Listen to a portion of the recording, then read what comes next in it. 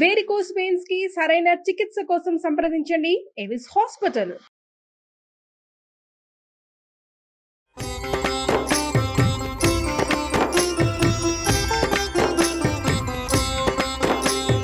నమస్కారం. విష్ణు పురాణం తరువాయి భాగంలోకి వచ్చాం. ఈ విష్ణు సావర్ణి మన్వంతర గురించి చెప్పారు. తర్వాత రుద్రసావర్ణి మన్వంతరం అయ్యాక 13వ మనువు రేచుడు అనేవాడట. అందులో సుత్రాముడేమో ఇంద్రుడిగా ఉన్నాడు. ధర్మ సుధర్మాదులు దేవగణాలుగా, నిర్మోహకాదులు సప్తర్షులుగా, ఆదిత్యాదులు మనునందనులు ప్రభువులుగా, 14వ మన్వంతరం మందు సూచి అనేవాడు ఇంద్రుడు. ఈ విధంగా ఈ మనువులంతా ఈ ఇంద్రాదులు బ్రహ్మ యొక్క పగటి సమయంలో బాసిల్లుతూ ఉంటారు. 4 యుగాలు చెల్లగా ఇతర వేదాలు ప్రమాద స్థితిలో ఉండగా సప్తర్షులు వచ్చి వేదాంగాలను ప్రతిష్ఠించి సక్రమంగా నడిపిస్తారు. ఇట్లా చతుర్దశ మన్వంతరాలు, 14 మన్వంతరాలు, మనువుల సంధికాలాలు 1000 దివ్యయుగాలు, బ్రహ్మకి ఒక పగలైనట్టు లెక్కట. దీంతో ఇదే ప్రమాణంతో రాత్రి కూడా నడుస్తుంది. అప్పుడు పరమేశ్వరుడు బ్రహ్మరూపధరుడై జలధి యందు శేషశయ్యపై నిజమాయా మోహంతో సమస్త భూతాలను తనలోకి గ్రహించి యోగ నిద్రాముద్రితుడై ప్రభాత సమయం కాగానే మేల్కొని రాజసగుణంతో మళ్ళీ సృష్టి చేస్తాడు.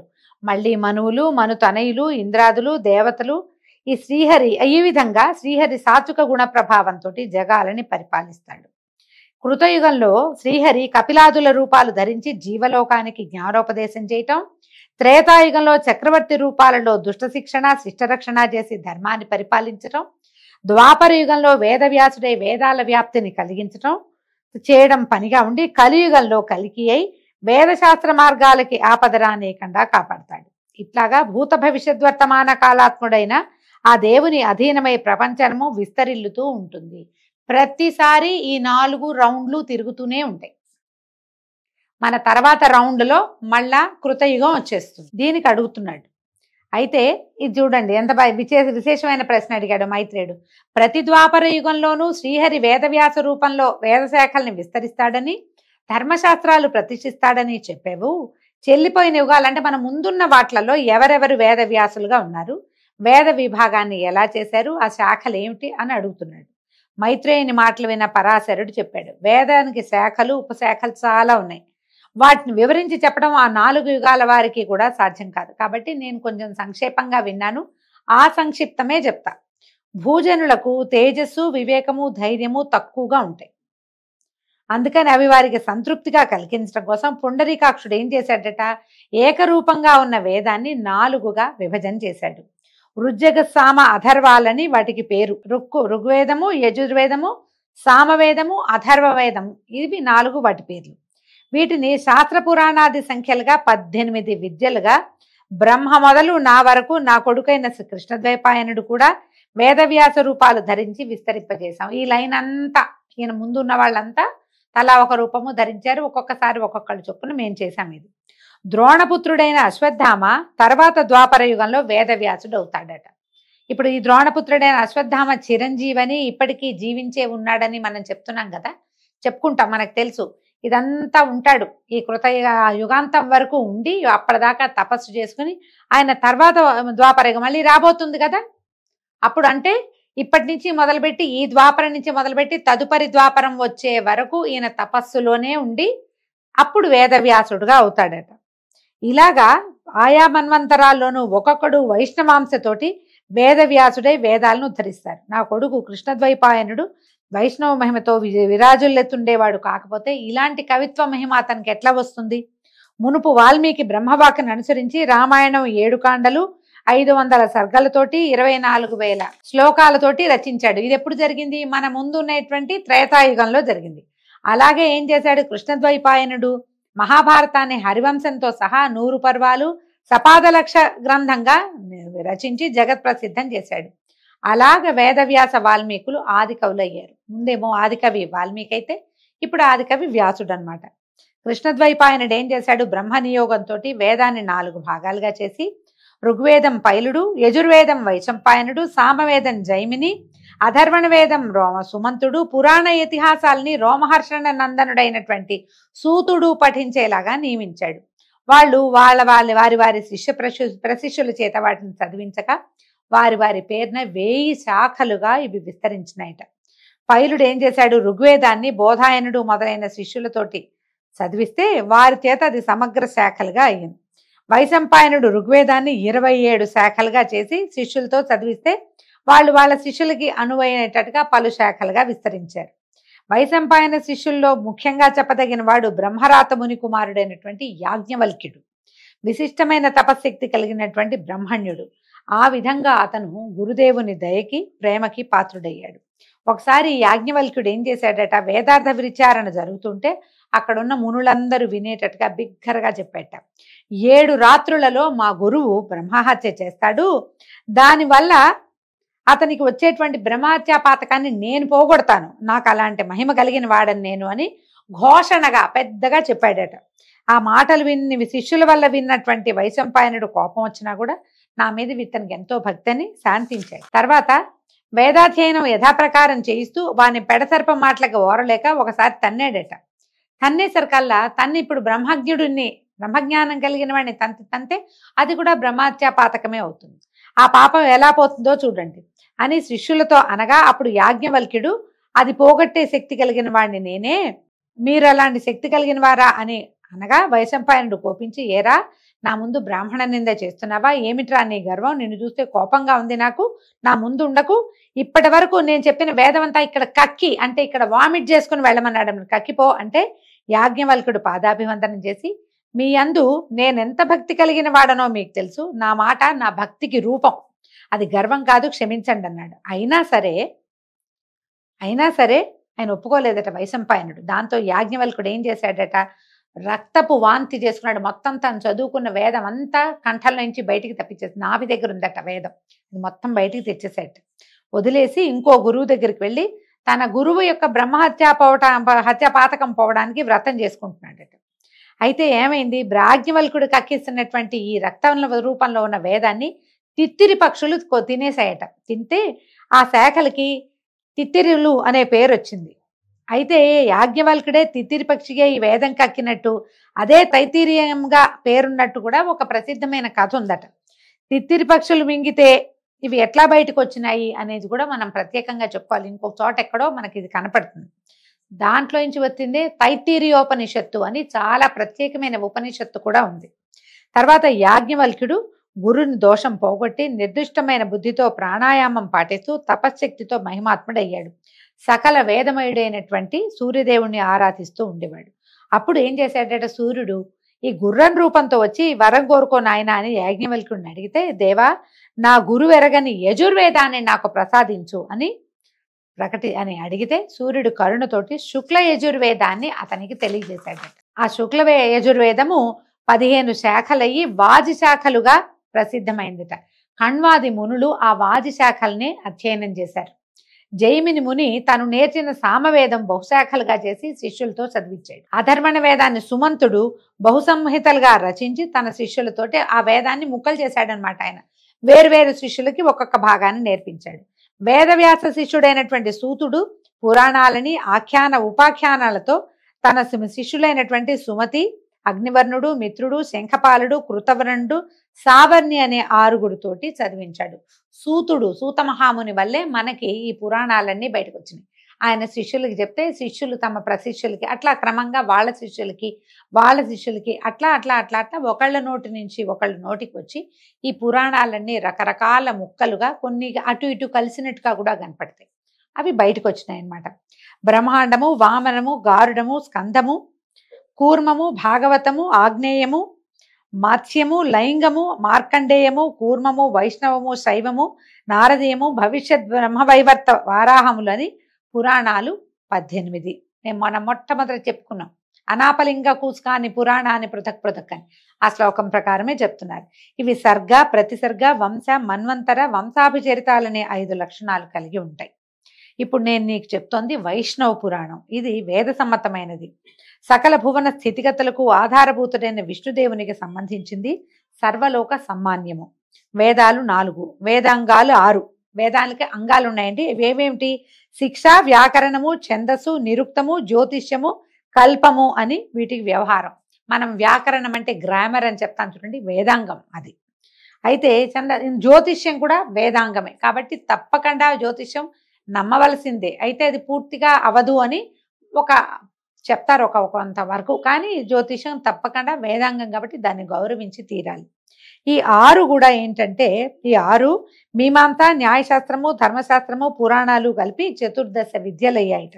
ఇలాగే ఆయుర్వేదము, ధనుర్వేదము, నీతి శాస్త్రము, అర్థశాస్త్రము కలిపి చతుర్దశ విద్యలయ్యాయని కూడా ఒక నిర్ణయం చెప్పబడుతుంది. ఇవి ఎవరు చెప్పాలి అంటే బ్రహ్మర్షులు, దేవర్షులు, రాజర్షులు వీటిని చెప్పడానికి అర్హత కలిగిన వారు ఉన్నారు. సరే, బాగుంది, ఇవి చాలా విశేషంగా ఉంది. ఇంకా ఏమిటి, ఇంకేమేమి ఉన్నాయి అని అడిగితే అప్పుడు చెప్తున్నాడు అనమాట. ఇంకేమనంటే ప్రతి వాళ్ళు, ప్రతి జీవుడు కూడా కర్మబంధానికి కట్టుబడి మనం యముడి దగ్గర వివిధ శిక్షలు పొందుతూ ఉంటారు. ఆ యాతన రాని విధి, యమయాతనలు, నరక బాధలు లేని విధి ఏదైనా ఉన్నదా అని అడిగితే ఇప్పుడు చెప్తున్నారనమాట. ఒకప్పుడు కాళింగుడు అనే ముని నన్ను సేవిస్తూ ఉండేవాడు. అతని వినయము, విధేయతలకి నేను సంతృప్తినుంది. మంత్రోదకంతో శిరస్సు స్పృశించి పూర్వజన్మ స్మృతిని కలిగించాను వాడికి. అప్పుడు ఆ కాళింగుడు నువ్వు అడిగినట్టే అడిగాడు. అతనికి ఏం చెప్పాను ఇప్పుడు నీకు చెప్తున్నాను అన్నాడు. పూర్వము నకులుడనే ముని నరకయాతనలతోటి సతమతమవుతున్న ప్రాణులన్నీ చూసి విచారించి సత్యలోకానికి వెళ్ళి జీవుల కర్మబంధ విషయం అడిగితే ఇప్పుడు పితామహుడు ఇట్లా చెప్పాడు. ఆ విషయం ఏంటంటే యమకింకర సంవాదం అట. యముడు కింకరుడు ఏం మాట్లాడుకున్నారో అది బ్రహ్మదేవుడు నకులుడనే మునికి చెప్తే అది నేను అతనికి కాళింగుడు అనే మునికి చెప్పాను, అదే నీకు చెప్తున్నాను అన్నాడు. ఎన్ని నోర్లు మారిందో చూడండి ఈ విషయం. తప్పప్పులని నిర్ణయించి ప్రాణుల ఆయు పరిమాణాన్ని అనుసరించి తీసుకురావడానికి పాశహస్తులైన కింకర్లు బయలుదేరగా వాళ్లలో నాయకుడైనటువంటి కింకరుణ్ణి లోపలికి పిలిచి యముడు ఇట్టా చెప్పాడట. భూమిలో విష్ణు భక్తులైన వాళ్ళ గృహాలకి వెళ్ళకండి. వైష్ణవులు పావన జీవులు, వారికి ఏ పాపము అంటదు కనుక వాళ్ళు సర్వులకి మాన్యులు. పుండరీకాక్షుని రాజస గుణంతో సంభవించిన బ్రహ్మకు నేను అనువర్తిని. ఆయన చెప్పిన ప్రకారం ప్రాణులకి శిక్షలు విధిస్తాను. కానీ వైష్ణవులు మాత్రం నాకు అజేయులు, వాళ్ళ ఇళ్ళకి నువ్వు వెళ్ళొద్దు. చిన్న చిన్న కింకర్లు చాలా మంది ఉంటారు, ఓ గుంపంతా బయలుదేరుతుంది, మిగిలిన వాళ్ళని పంపద్దన్నాడు అని చెప్పగా ఇప్పుడు బాబు ఈయన అడిగాడట కింకరుడు, ప్రభు ఆ వైష్ణవుల వేషభాషలు, ప్రవర్తన, గుణగణాలు ఏమిటో నాకు చెప్పమంటే ఈయన చెప్పాడు. శత్రుమిత్రులందు సమబుద్ధి అయి నిజాచార వర్తనములను తప్పక ఆచరిస్తూ అల్పమైన అధికమైన పరద్రవ్య వాంఛ లేని వాడే ప్రవర్తించేవాడు వైష్ణవుడు. బొట్టు పెట్టుకుంటే కాదండి, శంఖచక్రాలు భుజాల మీద ధరించి స్వరూపాన్ని ధరించి విష్ణు స్వరూపాన్ని ధరించిన వాడినే వైష్ణవుడు అనటానికి కుదరదు. మనకి పురాణం ప్రకారం ఏంటంటే వాళ్ళకి తరతమ భేదం లేకుండా ఉండేవాడు. తను చేయవలసిన ఆచారాన్ని తప్పకుండా చేసేవాడిని వైష్ణవుడు అంటారు. మనం బొట్టు పెట్టుకున్నా సదాచార సంపన్నులమైనా కూడా తారతమ్య బుద్ధి కలిగిన వాడిని వైష్ణవుడుగా యమకింకర్లు ప్రవర్తించరు. వాళ్ళు ప్రవర్తించేది ఇలాగా. తనకు కలిగిన దుఃఖానికి దిగజారక ముప్పొద్దులా పుండరీకాక్షుణ్ణి త్రికరణ శుద్ధిగా ఆచరించే భక్తిమంతుడైన వాడు వైష్ణవుడు. స్ఫటికంలాగా నిర్మల తేజోమూర్తి అయినటువంటి విష్ణువెక్కడ, మత్సర దోష దూషితులైన మానవులెక్కడ, మాత్సర్యాది దుర్గుణాలు లేక సర్వమిత్ర బుద్ధితోటి మృదుమధుర వాక్కులై ప్రవర్తించే వారి హృదయాలలోనే ఈ విష్ణువు ఉంటాడు. బలిష్టమైన చెట్టు పెరగడానికి మూలం సరసమైన భూమి. భూమికి బలం ఉంటే చెట్టు బాగా పెరుగుతుంది.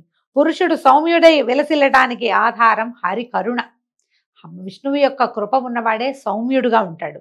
యమనియమాది యోగాభ్యాసాలు, పరధన పరకాంత పరాంగుఖులు, స్వపరభేద శూన్యులు, హరిపద సేవా నిరతులు అయిన వారి వద్దకు వెళ్ళొద్దు కింకరా, జాగ్రత్తగా ఉండు. శంఖచక్ర గదాభయహస్తుడైన వాసుదేవుణ్ణి ఆత్మయందు తలచేవారంటే మనం బెదిరిపోవాలి. సూర్యుడుంటే చీకటి ఉండదు కదా.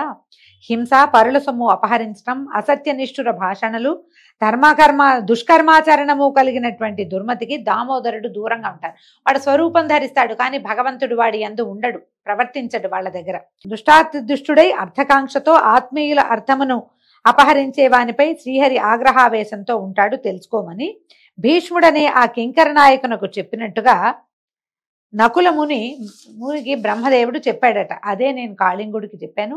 అది విని ఆనందంతో కాళిందుడు వెళ్ళాడు. మైత్రేయ, నాకు దేవభజన పరులకు యమదండన ఉండదు.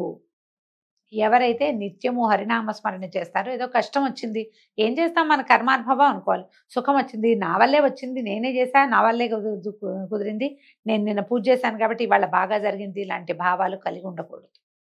పూజ వల్ల ప్రతిఫలాన్ని ఆశించకూడదు. ఈ రకంగా ఉండేవాడిని నిజంగా వైష్ణవుడు అని చెప్తారు. అని చెప్పగా ఇప్పుడు మైత్రేయుడు అడుగుతున్నాడట, సంసారాన్ని జయించాలనే సంకల్పంతో దేవారాధన తత్పరులైనటువంటి వాళ్ళు ఎలాంటి ఫలితాన్ని పొందుతారు అంటే, ఇప్పుడు ఈయన చెప్తున్నాడు అనమాట. చాలా మంచి ప్రశ్న వేశావు. సగరుడనే ఇక్ష్వాక చక్రవర్తి ఇలాగే అడిగితే ఔరుడనే మునివర్యుడు చెప్పాడు. ఒకనాడట సగర చక్రవర్తి, ఈ సగరుడు ఎవరండి? మనకు తెలుసు, మనం ఇంతకుముందు కథల్లో విన్నాం కదా సగర చక్రవర్తి కథ. ఈయన కుమారులు వెళ్ళి కపిల మహర్షికి కోపం తెప్పించి పాతాళంలో బూడిద కుప్పలుగా మారిపోయారు. వాళ్ళకి ఉత్తమ గతులు కల్పించడానికి సగరుడి మునిమనవుడైన భగీరథుడు భూమి మీదకి గంగాదేవిని తీసుకొచ్చాడు. ఆ సగర చక్రవర్తి ఔరుని అడిగాడట, మహాత్మా మాధవారాధన మహిమ ఏంటి? మాధవుని ఆరాధించే వాళ్ళు ఎలాంటి ఫలితాన్ని పొందుతారు అంటే, అప్రమేయమైనది మాధవారాధన. ఐహిక జీవితాన్ని ఇంపుగా వెళ్ళించి అంతమందు పునరావృత్తి రహితమైన పరమపదాన్ని చేరతారు వీళ్ళు. జీవితం ఎలాగో గడపాల్సింది, గడిపిన తర్వాత అద్భుతమైన పరమపదాన్ని పొందుతారు. వీళ్ళు ఏం చేయాలి? భగవంతుడిని ఆరాధించాలంటే కులాచార ధర్మాల్ని సక్రమంగా పాటించాలి. ఆ వర్ణాశ్రమ ధర్మపరులైనటువంటి తన భక్తుల్నే శ్రీహరి ఆదరిస్తాడు, వాళ్ళ పూజా పునస్కారాలు స్వీకరిస్తాడు. యజ్ఞాదుల చేత జపింపదగిన వాడు శ్రీహరి, జపపరాయణుల చేత జపింపదగిన వాడు శ్రీహరి. శ్రీహరి సకల భూతమయుడు, అన్ని ప్రాణుల్లోనూ భగవంతుడు ఉంటాడు. పరధన కాక్ష పరకాంత వ్యామోహము కలనైనా లేక జీవహింస చేయక, ఎదుటివారిని ఏ దశలోనూ దూషించక ద్వేషించక, సాధుజనులకు కీడు చేయక, తనను ప్రేమించే వారిపై అలుగక, గురువుల యందు భక్తి కలిగి బ్రాహ్మణుల్ని సేవిస్తూ, తన పర భేదబుద్ధి లేక సర్వసమబుద్ధితోటి ప్రవర్తించే వారి పూజలని మాత్రమే శ్రీహరి స్వీకరిస్తాడు. అదే ముఖ్య విషయం. మళ్ళీ చెప్తున్నాడు, సకల వర్ణాల వారు తమ ధర్మాలను సక్రమంగా ఆచరిస్తూ శ్రీహరిని పూజిస్తే ఆ భగవానుడు సంతుష్టుడై ఆ పూజని స్వీకరిస్తాడు. తద్వ్యతిరిక్తమైతే ఫలితము సున్నా, కేవలం పూజగా మాత్రమే మారిపోతుందట. సగరుడు ఇది విని కైమోడ్చి, అప్పుడు వర్ణాశ్రమ ధర్మాలు చెప్పమంటే ఇప్పుడు చెప్తున్నారు. వర్ణాశ్రమ ధర్మాలు ఏమిటి? చేయవలసినవి చేయరానివి తెలిసిన వాడే దానము సత్పాత్రునికి ఇస్తూ, దేవతార్చన నిత్యక్రియగా, అంటే చేయవలసిన పనిగా, కామ్యంగా కాదు, మనం చేయాలి కాబట్టి చేయటం అన్నమాట. భూతదయ కలిగిన వాడే అగ్నిహోమాదులు నిర్వర్తిస్తూ, వేదాధ్యయనము విడువక, కుటుంబ పోషణకై ధనకాంక్షతో యజ్ఞం చేయటము, జీతం పుచ్చుకుంటూ వేదం చెప్పటము అనేవి చేయకుండా, స్వవృత్తితో ఆర్జించిన వారి నుంచి విప్రుని వల్లనైనా సరే ధనం స్వీకరిస్తూ, సాధ్యమైనంత వరకు అన్ని ప్రాణులకు మంచిని చేయువాడై, రత్నాన్ని రాతిని సమమైన దృష్టితో చూస్తూ, ఋతుకాలమునందే ధర్మపత్తితో సమాగమం చేసే ధర్మబుద్ధి కలిగిన వాడు బ్రాహ్మణుడు. బ్రాహ్మణం యొక్క వర్ణం యొక్క ధర్మం ఈ పైన చెప్పబడినవేనట. అయితే క్షత్రియులకు కూడా ఒక ప్రత్యేక ధర్మం చెప్పారండి.